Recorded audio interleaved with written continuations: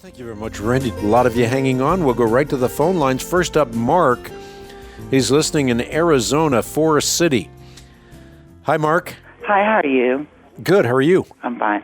I was wanting to ask the question. I don't understand how God could make an hermaphrodite with, two body parts, and how could he not make a woman with a man feelings or a man with a woman feelings?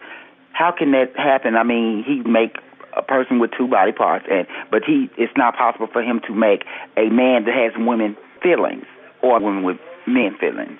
Yeah, I don't understand that. Yeah, good question. And, the ultimate answer to that question, Mark, is the fact that we live in a fallen world. Uh-huh. So disorders and diseases and deformities, decay, death, ultimately all result from the fall. And while sin and suffering and sickness are a present reality, we have a certain promise that in Him all things will work together for good to those who love God and have been called according to His purpose.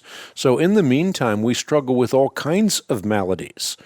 But being born with genetic or psychological or hormonal abnormalities is no more license for sexual sin than being born with violent tendencies is license for violence.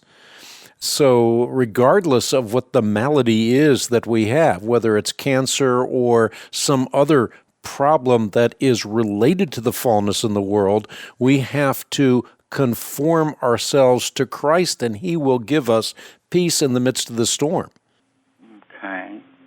Okay.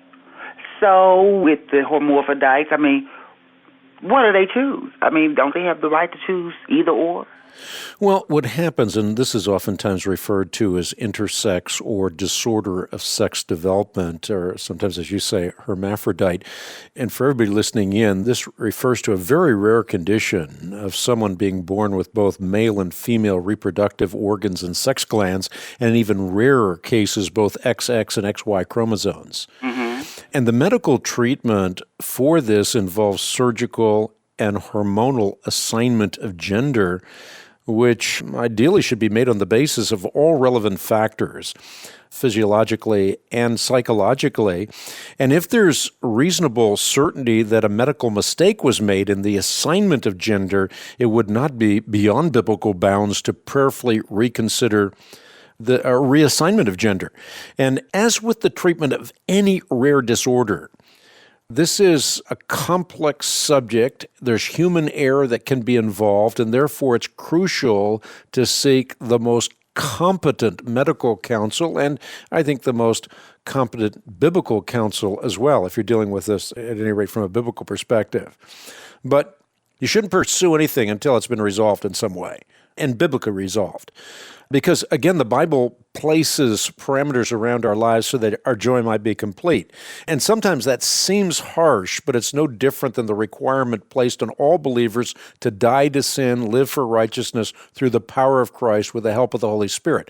So biblical parameters are important. This is a very rare condition. I should emphasize that.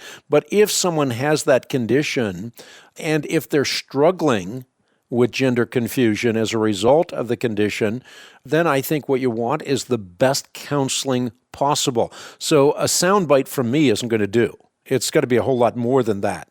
You have to have boots on the ground, someone who can counsel whoever might be the person in view with gentleness and with respect, but with great competence as well. Okay.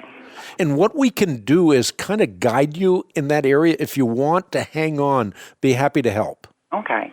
Bless you. Thanks for calling. Thank you. Yeah, hang on, and we'll see what we can do.